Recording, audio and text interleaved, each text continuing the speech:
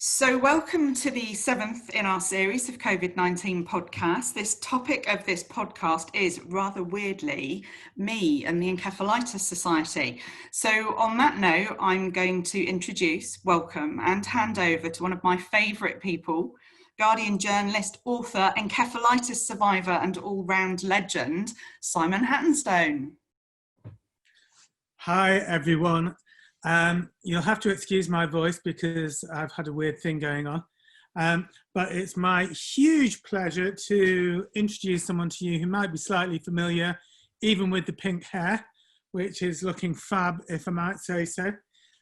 So Ava, as you probably know, is the CEO at the Encephalitis Society. She's been with us for 20 years. I say us because I'm an ambassador and have been for probably about half that time. Ava has done a fantastic job. I'm not just saying that because she's here. I'm partly saying that because she's here. But she's seen the growth of the Encephalitis Society. She's seen staff more than double. She's seen income triple, I think, but she'll tell us about this later. And also she's won a ridiculous amount of awards. Now, I have to kind of look at my notes for this because there are too many to remember, but I do believe she's been Inspiring Communicator of the Year. So if you don't find her inspiring in this podcast, you know who to complain to. Top UK Social CEO 2019. Communication Campaign of the Year winner, Third Sector 2019. It's 2 for 1 year. Fundraising Technology of the Year Award 2018. Best use of, I can't even say it. Best use of I'm going to try again. I've been ill, so this is why I can't speak. Best use of digital charity, 2018. Charity of the Year, Ava's 2017, and my favourite, the Moulton and Norton Pride Award winner 2015. Kids, this is the only one that matters. Yeah. That's as big as it gets, Simon. You know, when you win in Moulton, you win big. But I need to say some of those, awards that belong to my team, not to me. So Ava, it's great to have you here, or rather it's great for me to be here with you. We're going to start, but can you give me a little introduction to that bust in the background? Most people have, when they're on doing podcasts, they choose books they've written, they choose something that makes them look impressive. So Ava has chosen what looks like lots of shampoo stuff in the background. Gin bottles, mate. Let me take you over then. Hang on, let's see. So give us a quick tour. So there we go. That's my Wi-Fi, my husband, my dog that passed. Collection of gin bottles that light up. Don't know if you can see them. Sorry, I think that's what I was mistaking for shampoo. Right. Far more interesting. So I can light them up. Yeah. We write about the books and things. I'm a big book lover, so lots of books. So yeah, this is my study. And that bust, is that the phrenology bust? It is, yeah. And for people who are a little bit ignorant like me, can you explain to us what phrenology is? Probably not, no, because I'm not very bright. I think it was when back in the olden days that people used to touch the bumps on your head and tell you things about yourself. But you and I have probably had too many bumps on our head for anybody to want to tell us. Beautifully explained. And for those who don't know, when Ava says she's a bit thick, she's actually got a PhD, yeah, which is fantastic. And her PhD, I think, is in the narrative of encephalitis sufferers and how it affects recovery, etc., etc. So she isn't thick, but it did take her quite a while to finish it. In fact, I do believe it took you as long to start and finish your PhD as you have been CEO of the Encephalitis Society. Is that right? 9 years? Not quite that long. 9 years. No, you're probably right, actually. There was... it was one of the hardest things to do. I mean, I feel for anybody that does a PhD and holds down a full-time job of any description, it's really tough. And then at the last moment, So it was extended by a year because the university lost my PhD. And it had to be resubmitted and go through the process again. So there is an extra year on there that is not my fault. But yeah. Were you offended when they lost it? Yeah, I was. You panicked when they lost it? Yeah, I was in San Francisco and I received an email from them, which was completely all done in red capital type. It was 4 o'clock in the morning in San Francisco. I was there with Professor Tom Solomon, who many people will know. We were over there working together. And this came into my inbox and I couldn't believe it. And they were saying, you have to have it with us. I can't remember what day of the week it was, but it has to be back with us by Friday or that's it. And I just panicked. So I Skyped my husband, covered in snot and tissues. That was me, not him. Crying down the Skype. I also Skyped Philippa Chapman, who's our Director of Services, because she's also my friend and I knew that she would help me. And between the two of them, back in the UK, they had my PhD reprinted. They took it to be bound. And literally, when I got back into the United Kingdom, my husband was waiting for me with the PhD in the boot and drove me to the university where I managed to submit it with hours to spare, but it was horrendous. Wow, that is amazing. So what's amazing also is you realise how, I know this isn't strictly to do with NCEF, but how snobby universities are, that they won't just let you email the PhD to them, you have to have it bound. Yeah, at that time, definitely. I don't know if things are different now, but I also found it very difficult as a student who had a full-time job. I didn't feel that the universities were set up for respecting that.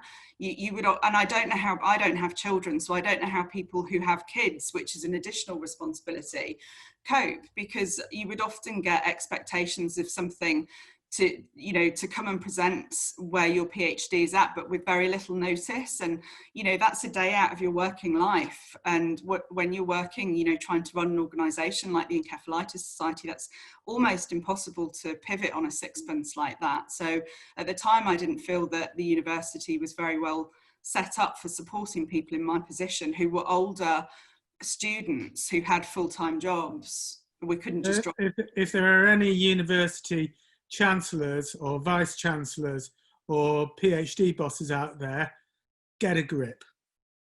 That's all we've got to say about the matter.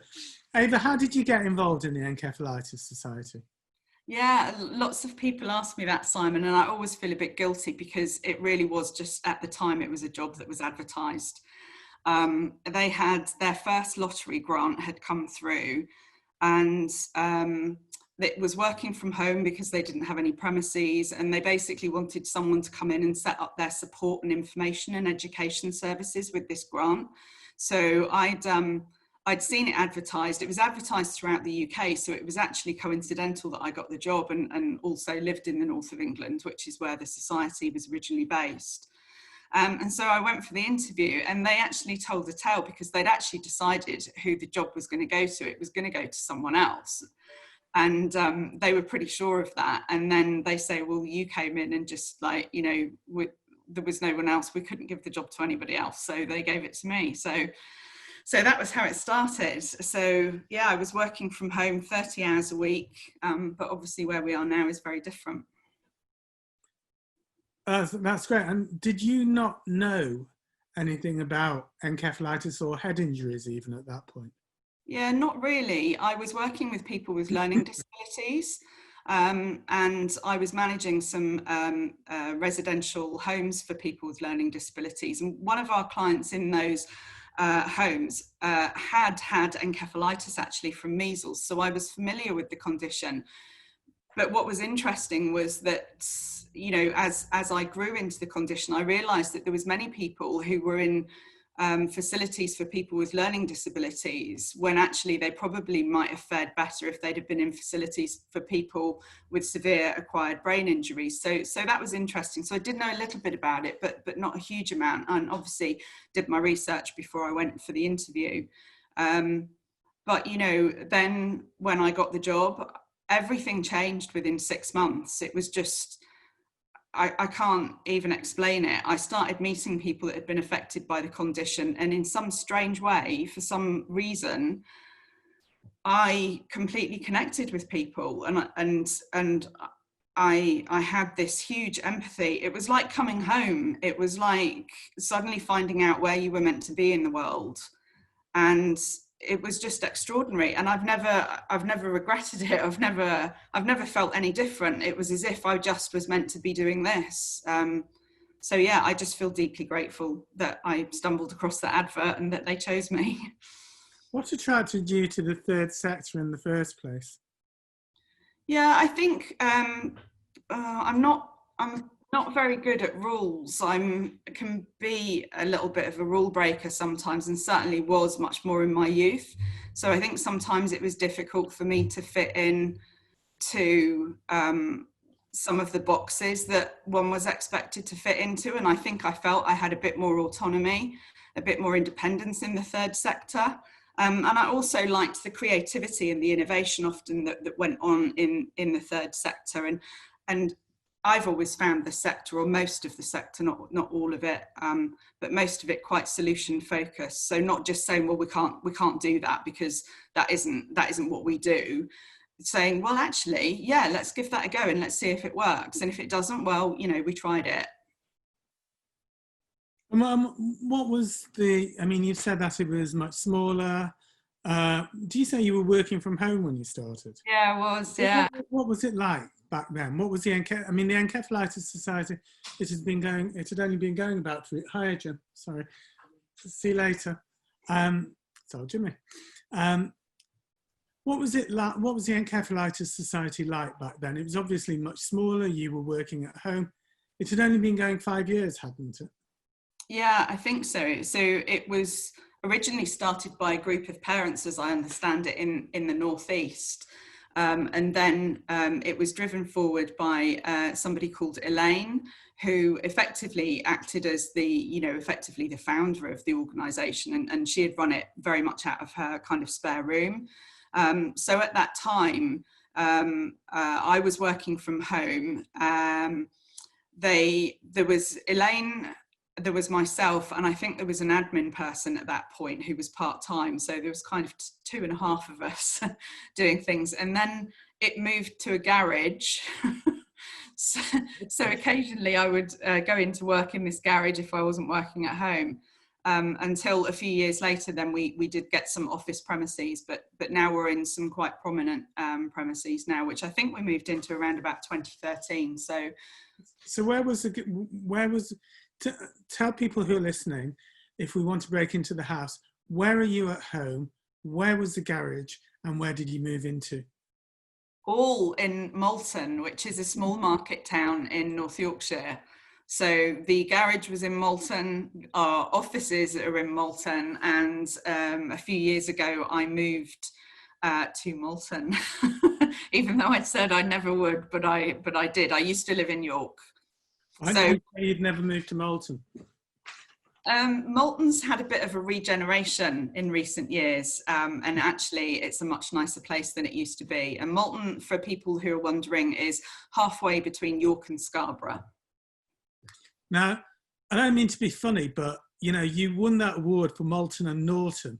Yeah. The Pride Award. Why does Norton never get a shout? Well, that is a good question. Apparently, you'd have to ask some of my team. I don't really understand it. Apparently, there's some issues, some conflict between Malton and Norton that, as somebody who's not local here, I'm not au fait with. But apparently, there's some issue. But don't you think for every time you talk about Malton, maybe you should give Norton a quick mention as well? Okay, Malton and Norton. There we go. Yeah, I like to feel. Come on, Norton. We love you, Norton. Where are you from? You don't sound very Yorkshire. Oh, complicated history. I've got a complicated history, so we don't dig around in it too much. But I was born in Norfolk, and then I was swiftly moved to Leeds until I was 3.5. Then I was raised in Falmouth in Cornwall. And then in my later teenage years, I bummed around Winchester, London, Southampton, until eventually settling back into York, back in Yorkshire. Blimey, that's the whole works. And you say we don't dig around in your past much, which Yeah. of course we're going to respect. But I thought you were a right tearaway when you were young, so you alluded to it earlier. Do you want to give us a quick example of your tearawayism? Probably not. It's probably not. It's, before the watershed, so. Yeah, is that a definite no? You can come back and say, well, actually, I did this, I did that, or were you badly behaved? Did you seem like the kind of girl that would go on to get a PhD? Well, some people obviously thought so. I lived in squats for a while. Most of my friends were punks and goths. I do remember the Archbishop of Winchester Cathedral coming round to the squat once. I'm not a Catholic, so I don't really get this, so people need to forgive me. But apparently in the cathedrals, there's a big candle that apparently never goes out. But obviously one of our squat had decided, because we'd had the electricity cut off by this stage, that they'd nicked the candle, and so we had that. So I do remember the Archbishop of Winchester Cathedral coming round wanting his candle back. That's brilliant. That's brilliant. Slightly ungodly, but brilliant. Yeah, I do remember the police once saying to me that I need to stop hanging around with these people. So maybe some people saw something in me. I don't know. Were they right? No, I really liked those people, and there was a reason. I think I've always been drawn to subcultures and subgroups, because I think people join them because of need, because they're not understood in the communities in which they live, and we all needed each other in different ways because of the different things that had happened to us in our respective lives, and we came together and we were a comfort to each other, and we needed each other at that time. So it's a period of my life that I've never regretted. And some of those people that I hung around with at the time were eventually lost to drugs. Some of them killed themselves, and I feel deeply sad about that. And maybe that's part of why I do what I do, because I want to try and make communities for people in which they can exist comfortably. People call the Encephalitis Society a family, and that means the world to me. That's really important. It's not a family they would have chosen to be part of, but if we can offer people comfort and hope, then that's good. It shapes you, doesn't it, that early experience? I always think, I had, as you know, I had encephalitis as a kid and missed 3 years of school, and was kind of a freak to not have died in that time and to have kept going. But I always think, and maybe a bit like your experience in the teens, if you can get through it, I would never take it away. Definitely. I wouldn't change. People say, if they know that you weren't the perfect, well, I don't think any of us are perfect people, but anyway, and they're like, oh, well, do you have any regrets? And actually, no, I don't, because everything that I've done, whether it's been good or bad, has shaped me into the person that I am. And I am not perfect, but I'm not a bad person. I'm proud of who I am. And if that person can make other people's lives a little bit better, then I'll go to my grave happy. I want to go forward a bit to early days at the Encephalitis Society. What did working for the support service and talking to people affected by encephalitis, how did that impact on you? How did that change either you as a person or your attitude towards people with encephalitis? I think the first word that comes to mind is kind of gratitude.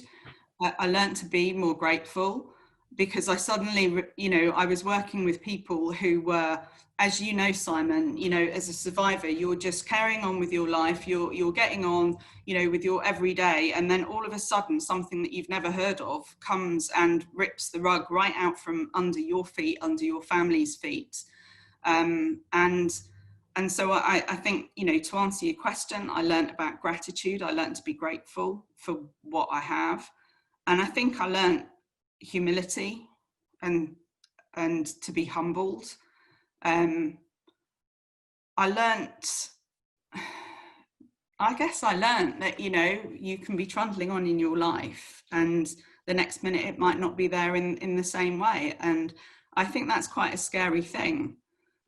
And I just felt for these people, you know, really good people. I mean, we're bombarded in the news at the moment, you know, it's always bad news, it's always bad people. And I think you know, we can become a bit deluded sometimes and a bit depressed by the fact that maybe, you know, the world is filled with bad people, but actually the world is probably largely filled with good people doing good things a lot of the time. And yeah, I just really connected with these people who they were just in shock, you know. And at that time, because there was only me, I was running around the country. It was like fighting fires because there was no one else doing it. I mean, we don't do it now because I learned after a few years it was completely unsustainable. But, you know, back in those days, we had people committing suicide, people self-harming because there was no safety net for them. They didn't understand what had happened to them. They didn't understand why they couldn't function in society in the way that they were before, even though they had now left hospital. And I was just running around the country, you know, trying to, I mean, I look back now and it's quite horrifying. I mean, you asked me what I love about the third sector, it's the risks as well that we take, you know, meeting men in car parks at railway stations in the hopes that I could help them in some way. You know, thank God I'm still here. I could have been, you know, kidnapped. Yeah, you don't want to mix with them cat heads. So yeah, and I think, you know, we learned fairly quickly that was an unsustainable way of delivering support to people, that it needed to be bigger than that. And I think, you know, hence the website and a lot of the digital work that we do. Were you surprised? I know encephalitis, like everything, affects people in different ways, but were you surprised by what you saw in people who'd had it, how it had turned their lives upside down? And were there kind of obvious common things between the people you talked to? Yeah, I mean, you know, we see a lot of memory problems, a lot of memory disorders, and that's primarily because of the herpes simplex virus, which is the cold sore virus. So that was a common theme in some cases. But I think what surprised me the most was that no one had told them that brain injury was a consequence of encephalitis. So people they thought that they had mental health problems. They thought that they were developing psychiatric disorders because they had no idea that the problems that they were facing on a day-to-day basis were as a result of their brain having been injured.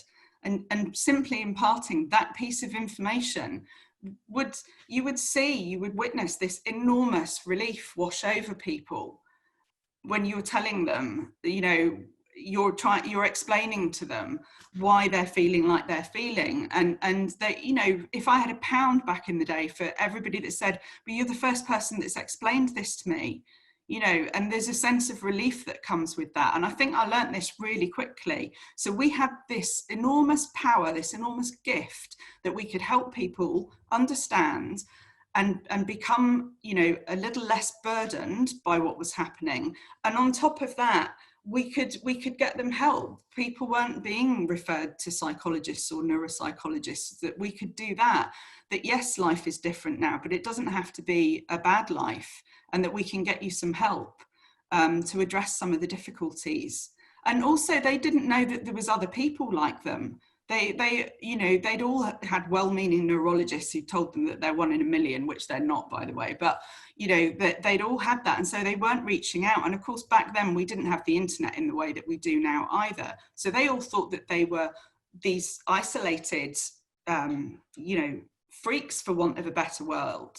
And suddenly realizing that there was other people out there brought a huge sense of hope to people. So they would be like, what, so there's other people like me? Well, hang on a minute, then that means that there's hope for me.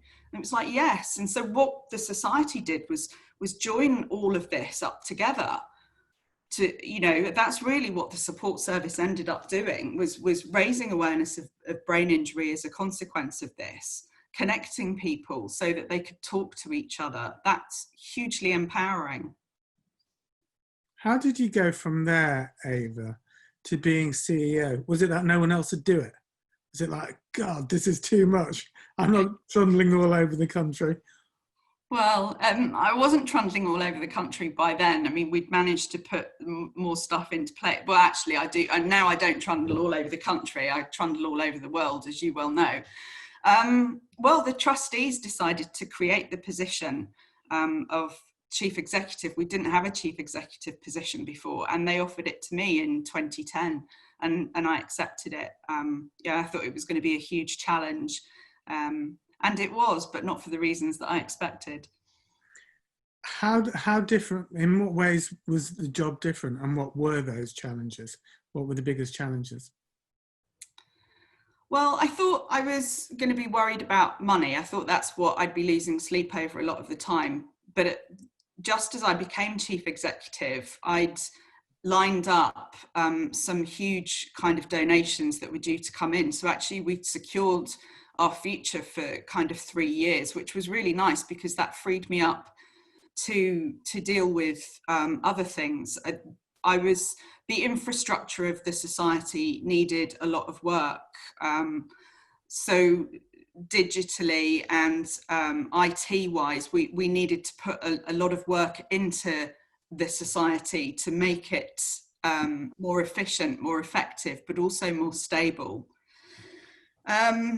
And as I took over as chief executive, our founder, Elaine, left. And unfortunately, I think in some cases people don't like change. And that was a big challenge for me, that some people didn't like the fact that she'd left the organisation and that I'd taken over. And so that was a big challenge for me.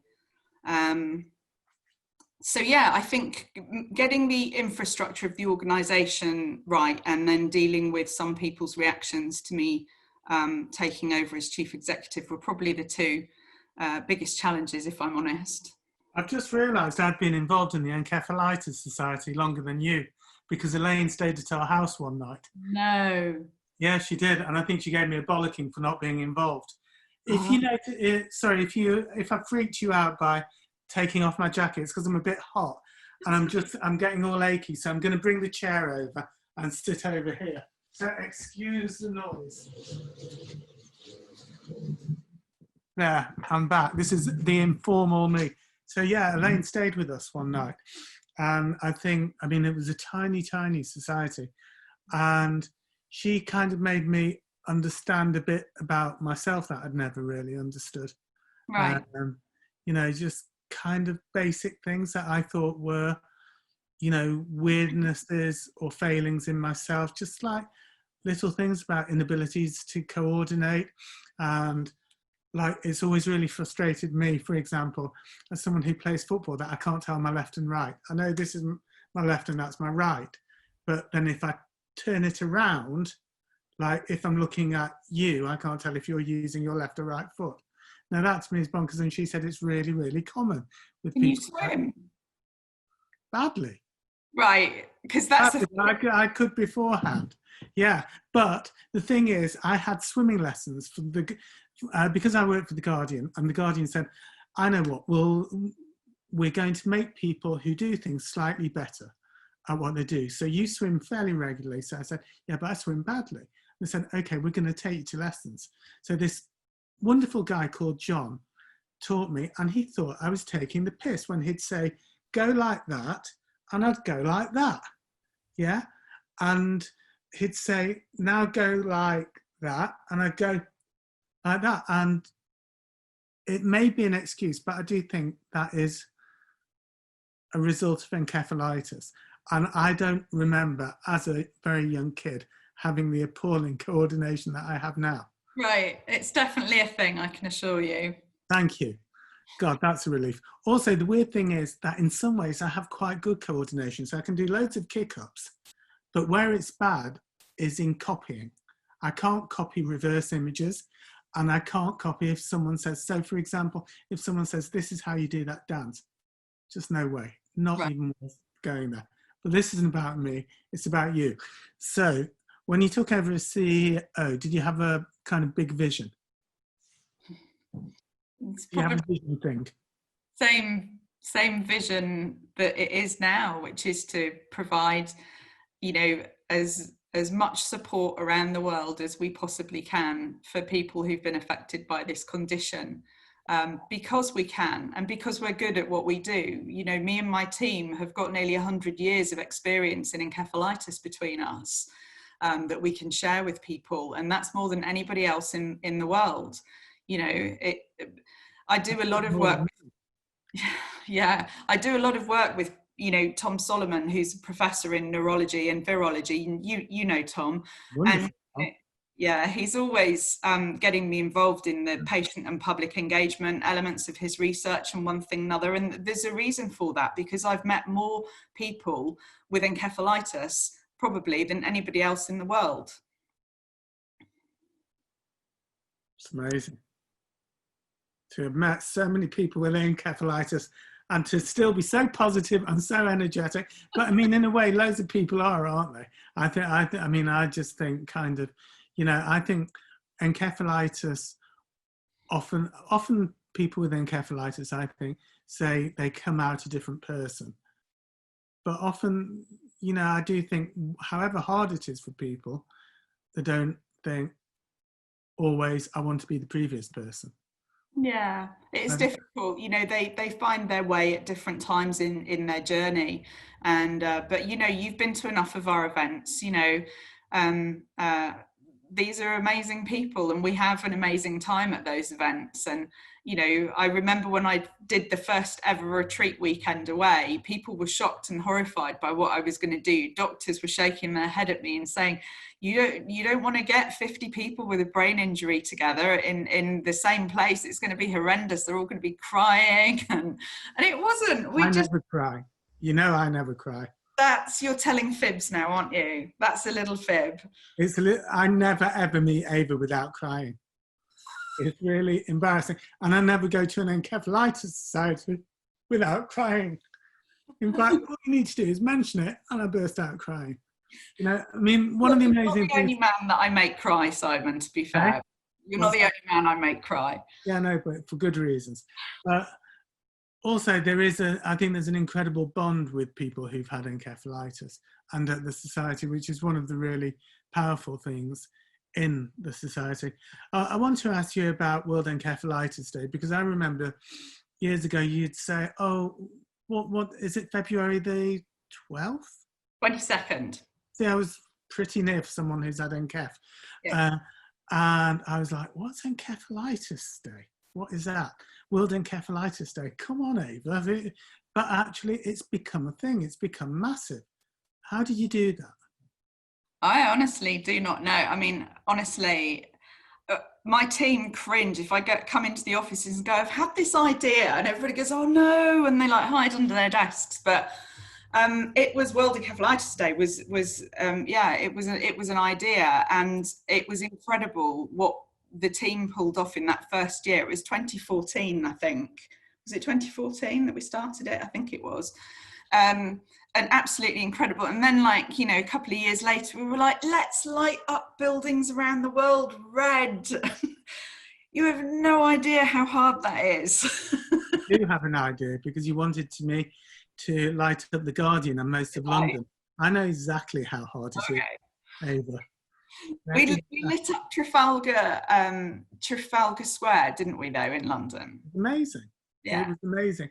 And what I think is phenomenal is that it really has become a thing.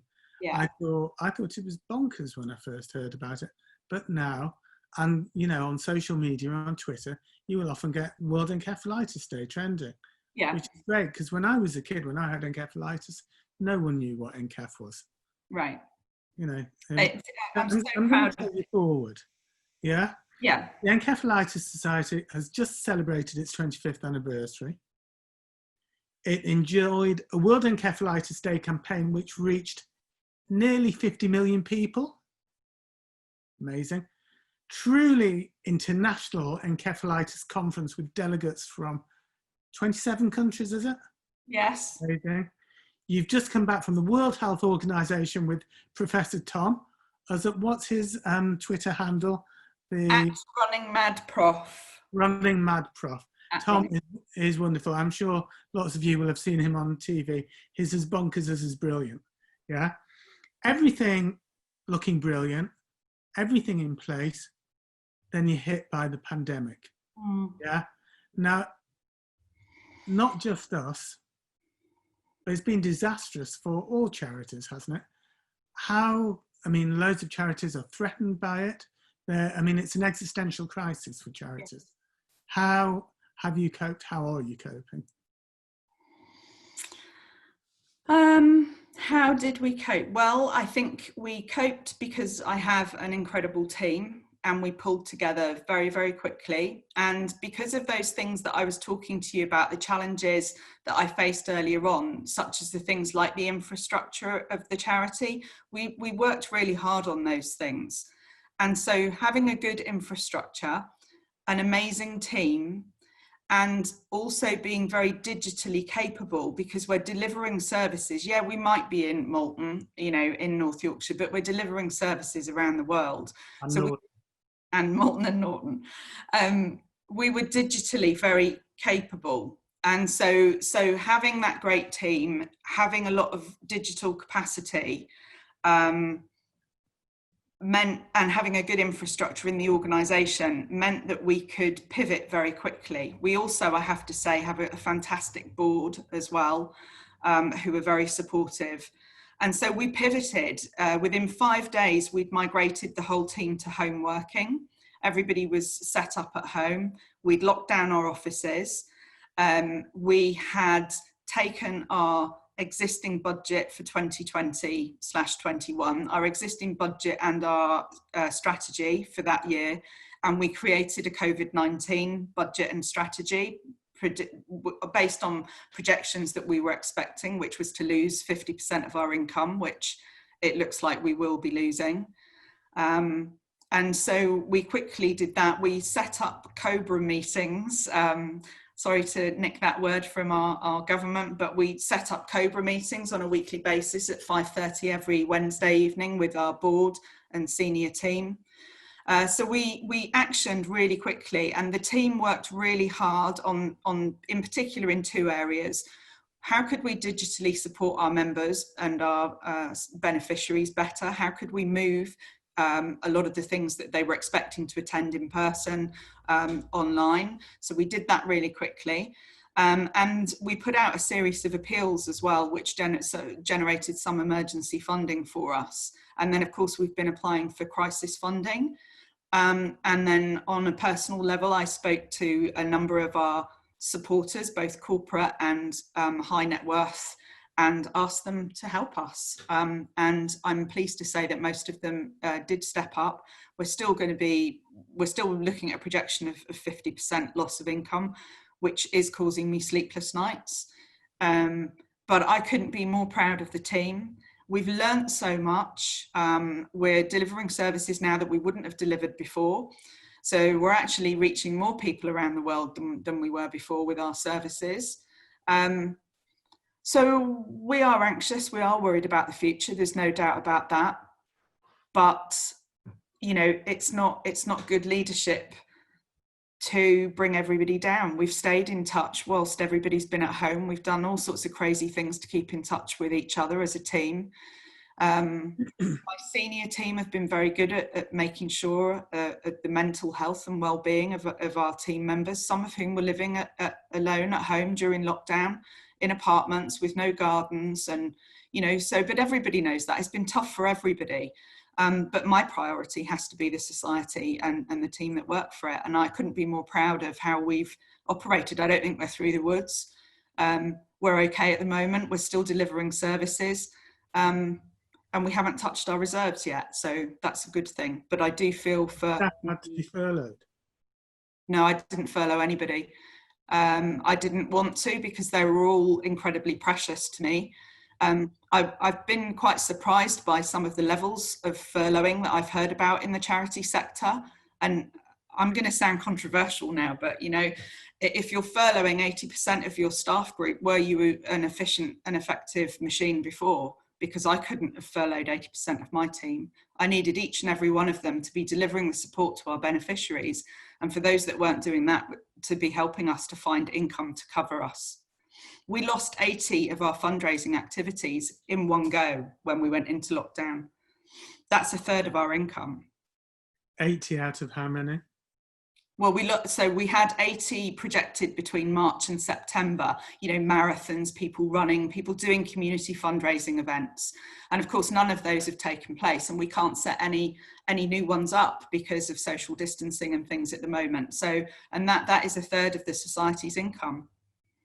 And when you talk about losing half the income, so that would mean basically just over 500 grand, yeah?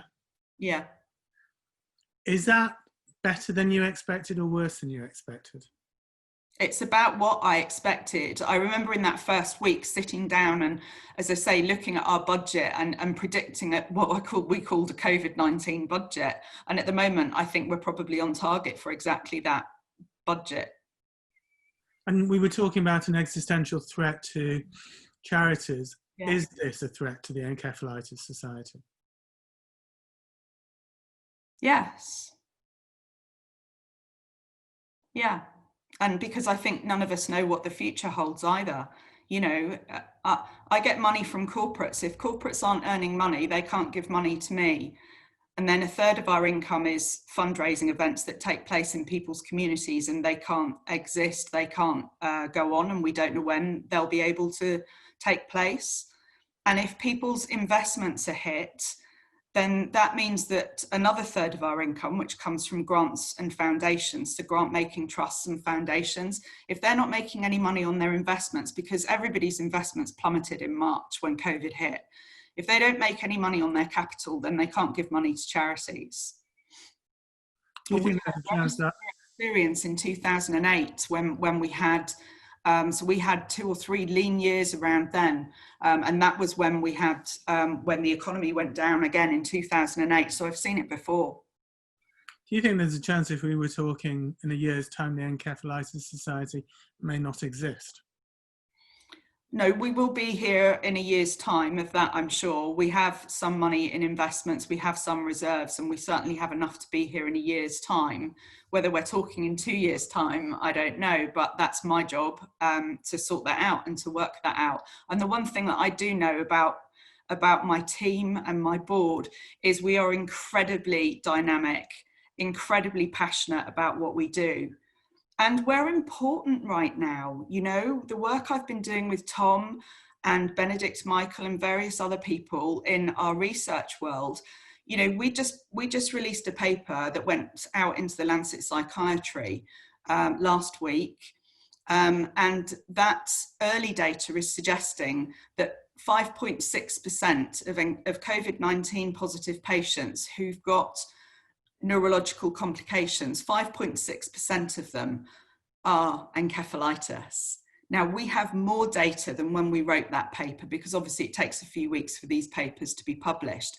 We have more data, and looking at that data now, that has gone up to 13.2%. But I will say it's early data. We don't know that that's the answer at the moment, but that has doubled in the space of a few weeks. So these are going to be new encephalitis patients that we've got on top of what we already had. And that's why we're so important right now. We're working on multiple papers, multiple research grants, which unfortunately won't be held by the society. They'll be held by the universities that we're working with. But, it's people like Professor Solomon and our scientists and our researchers who are including us in all of that, because we're important to them, and they want to ensure that we're here in a year, 2 years' time, because they know that we make the world of difference, and with their help, we will be here. I mean, it's a horrific figure. 1 in 20 may have encephalitis as a side effect of COVID. Is there a bit of you that also finds it, and this is a strange way of putting it, but is there a bit of you that finds it almost exciting as well, because it puts you at the centre of the COVID thing? I mean, it's quite a human thing to, even if something is terrible, to actually say, but this makes us more relevant. This gives us a bigger role. Yeah, I agree with you completely. And I don't think I find it exciting. I think what I felt was a sense of relief, was that I had something that I could grasp onto. and say, we're relevant and this is why you have to save us. Yeah. It gives you, I think exciting is the wrong word. You'd have to be quite cynical to find it exciting. But in a way, it's like journalism. When something terrible happens, Piers Morgan admitted it the other day. He said, I've been really excited by COVID. And of course, he felt bad. Your sense of relevance and purpose intensifies.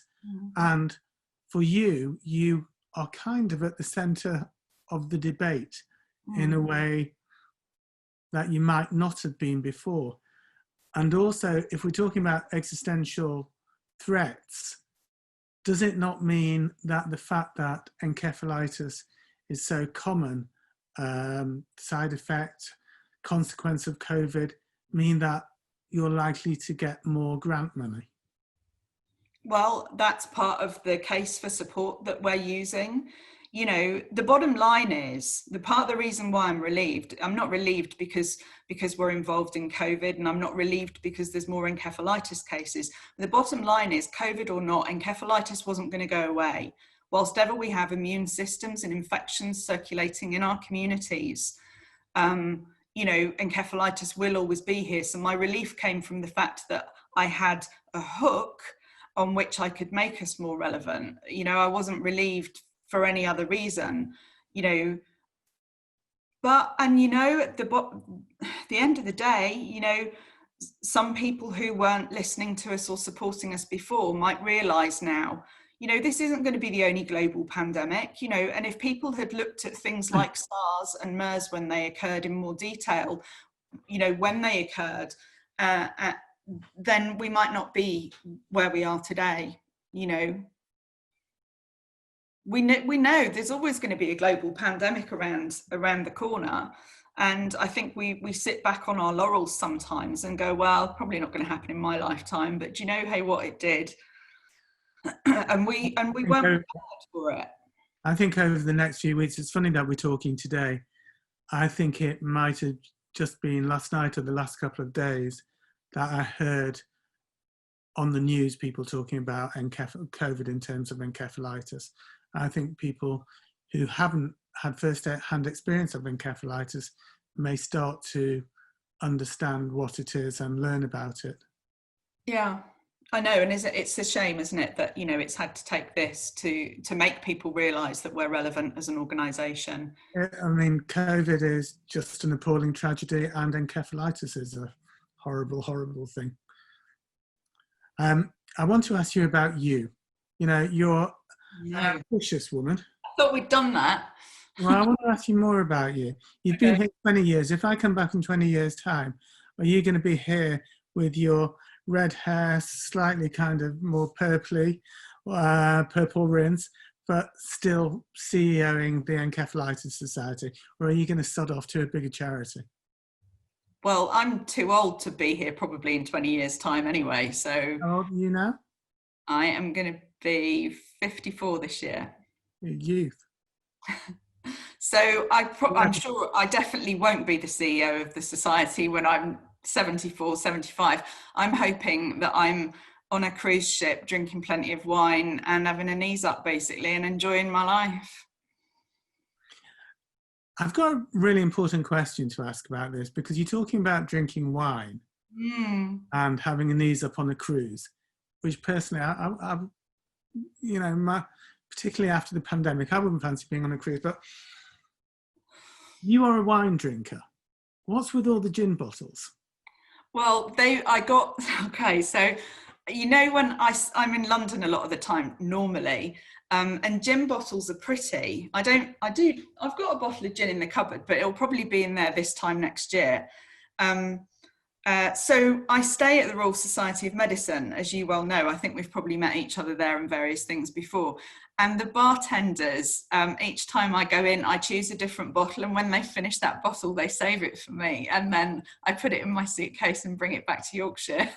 Well, that's nice. And who electrifies it for you? Me. You can buy the little light things online, and I put them in. So this is very important, because all members of the Encephalitis Society want to know about Ava's Electrified Gin Bottles. Are the bulbs on the outside or the inside? On the inside. Yeah, you poke them through the top, and then they have like at the end of the lights, it's like a cork that you would normally put in the top of a bottle, but it's plastic and it has a light switch on it. So you put the lights in, and then the cork thing just sits in the top of the bottle, and then you just flick the lights on and off. And it's pretty. You heard it here first, kids. Who would have thought from this podcast that you would have found out how to electrify your own gin bottles? Right. Ladies and gentlemen, Ava. So 20 years time, you don't want to be here, but I'm going to take you back 20 years as well. What would the Ava of today tell the Ava of 20 years ago, or even 40 years ago? Oh, I don't know. I don't know. What would I tell myself? What do you think you've learned about yourself?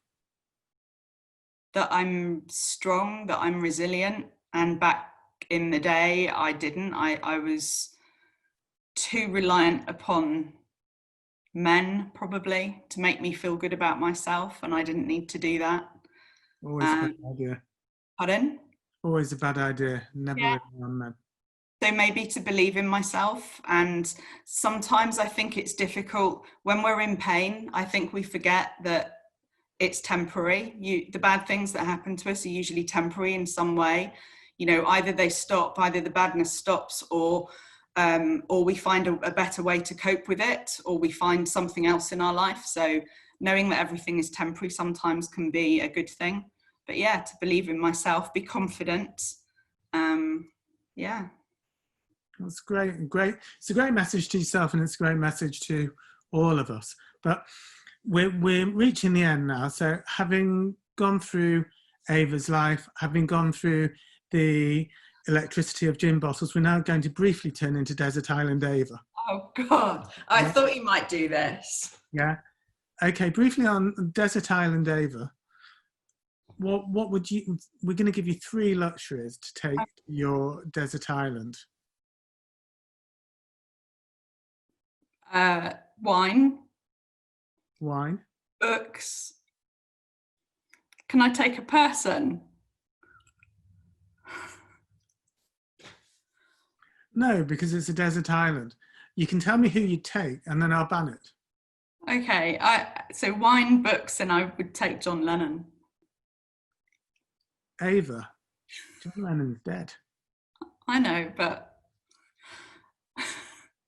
I remember the day he died. I was in Plymouth on a school trip the day he died, and I remember, you remember back in the day we used to have newspaper sellers would stand on street corners and shout out something that nobody ever knew what they were saying, and I remember that's how I found out he died. It was a defining moment of my life.